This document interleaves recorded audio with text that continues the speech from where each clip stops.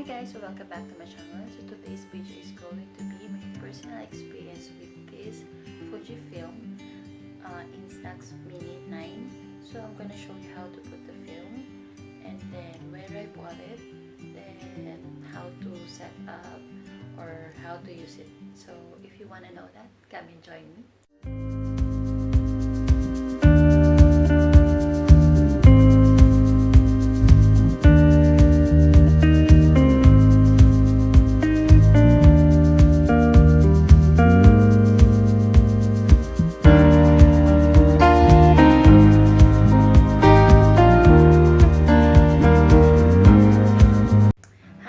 Welcome back again.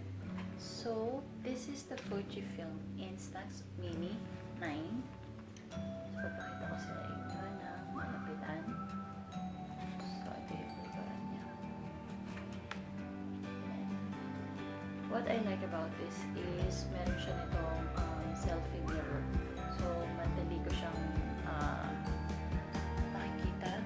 It helps a lot actually, lalo na kapag magsi-selfie ka. I bought actually the ice blue, and then meron siyang different colors. Ayan siya. And then I bought this actually for 259.49 AED or dirham. So actually ito is naka-promo siya actually that time. So itong camera is together with this leather bag. So 259.49 na lang siya with this. And then yung film is you have to buy it separately. So yung 20 sheets of Instax mini film is 50 dirham. And then actually I bought the plain one.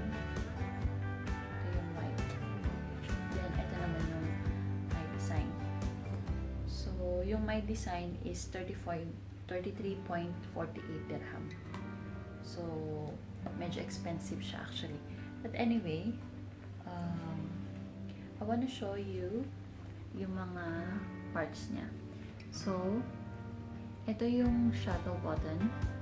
Ito yung flash. Then, ito yung viewfinder niya. And then, this is the light detector. Itong dalawa. So, dapat hindi mo siya tatakpan kapag kukuha ka ng picture. And then, ito yung lens. And then, ito yung close-up lens actually. Ito yung close-up lens. Then, ito yung lens. And then, ito na nga yung selfie mirror. And then, ito yung power button niya. So, ito yung kapag on. Ito naman yung different brightness. So, kapag indoor, ayan, naka-indicate siya, indoor. And then, ito namang high key is good for taking selfies actually. Kung gusto mong mag-selfie lang, better to use the high key. You just have to move this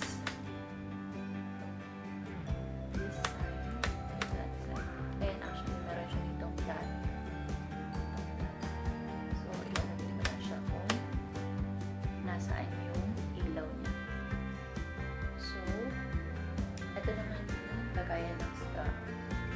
And then, ito kasama na to actually dun sa box niya.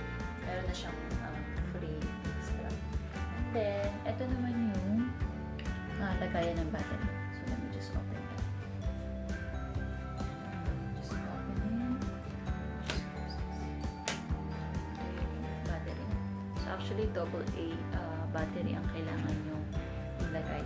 And then, you have to be very careful on putting the battery. Kasi, actually, nung first time ko siyang nilagay is mali pala yung pagkakalagay ko. Yung positive nilagay ko sa negative whatsoever. So, you have to check that too. And then, dito siya lalabas yung picture.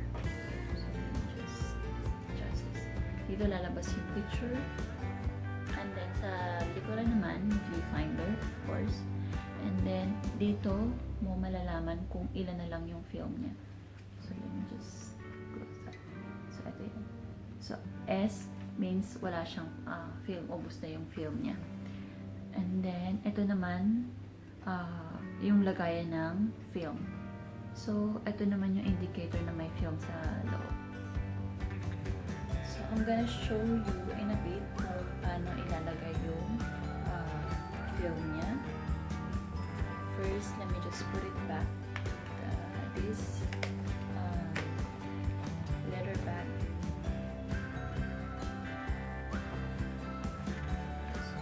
Nicely. So, para makita nyo kung ano itsura niya kapag meron siyang leather bag. So, ito siya. So, super cute niya actually. So, minsan ginagamit ko to for display, for picture, or whatsoever. So, ayan yung leather bag niya. So, you can easily detach this cover. Ayan. So, pwede mo siyang magamit na ganito lang. So, that is the leather bag. Now, I wanna show you kung paano ilalagay yung film. Just carefully remove this one from the leather bag. So, there. So, eto kung paano siya maglagay ng film. So, actually, you have to open it from here. So, ayan na siya. So, actually, ito na yung empty nalagayan ng film. So, wala na siya. Ubus na siya. So, ito yung sa loob. Then, sa paglalagay ng film, kailangan medyo mag-ingat kayo sa paglalagay ng film because actually here, if you can see, if you can notice, meron siyang parang indicator na wag yung hahawakan sa side na to and then this side. I'll show you once I open the film. And then actually, kung nasaan tong yellow, itong yellow, doon nyo rin ilalagay yung film. So, ayan. Meron din siya ditong yellow. See? That yellow. So, dapat magkaano yan? Magkatapat yan. So, let me just open. So, this is actually 10 per pack is 10 pieces yung sheets niya.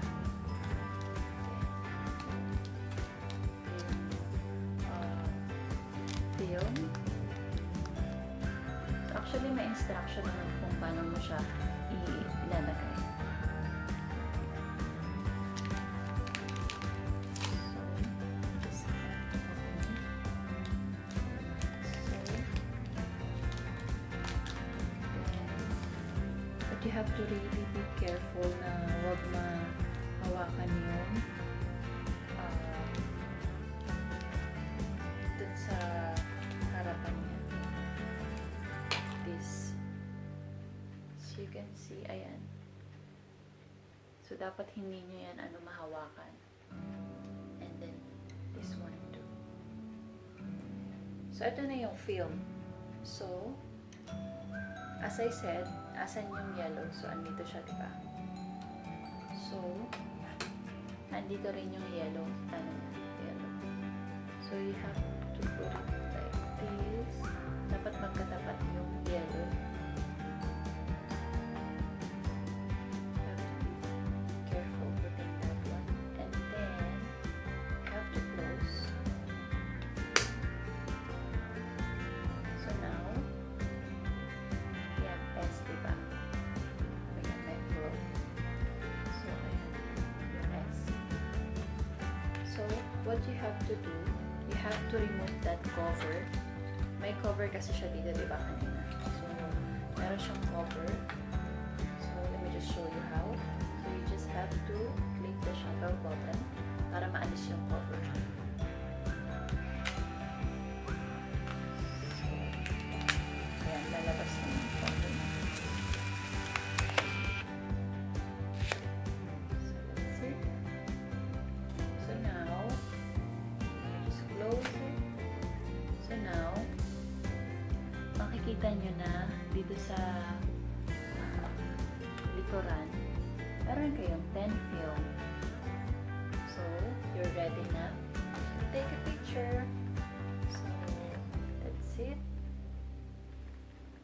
This is my Fujifilm Instax Mini 9.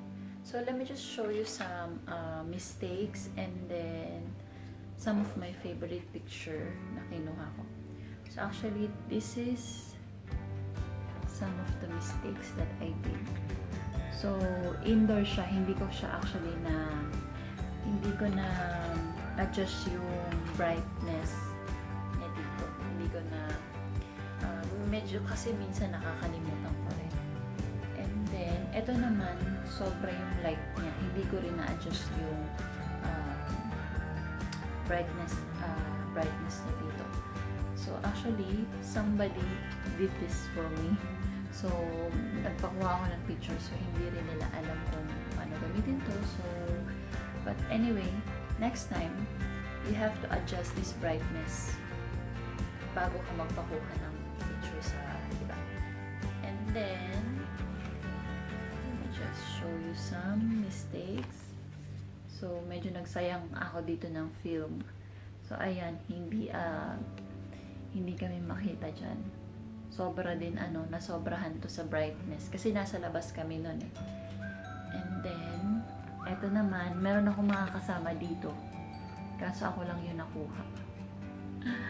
Anyway, same thing with this. Ito naman is, wala.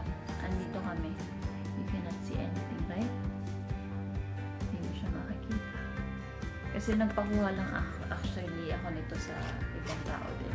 Hindi ko rin na-adjust yung brightness. And then, yan din. Sobra yung brightness.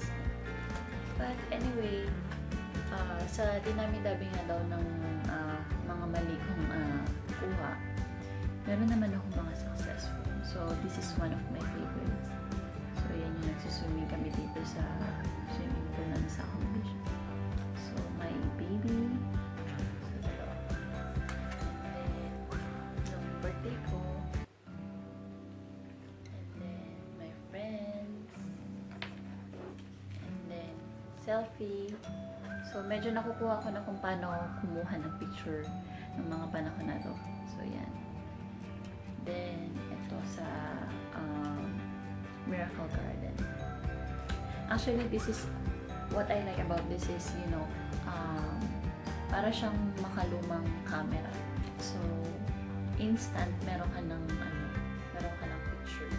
Then, yun nga. So, just collect some memories. And actually, I want to show you something more. So, I have a board there. Diyan ko actually nilalagay yung mga picture ko. Let me just adjust this one. Diyan ko nilalagay yung mga picture. Or sometimes, I put here sa wall. Depends on my mood anyway. So, that is for today's video, I think. Hope you learned something, and then if you decide to buy the same, well, welcome to the club. And then if you're still deciding kung alin yung bibili nyo, it's up to you. So, well, this is actually good for starter. Meron actually mini Instax Mini 8, pero wala siyang ganito. Wala siyang selfie mirror. Ako mahilig ako mag-selfie. So, thank you for watching. Bye!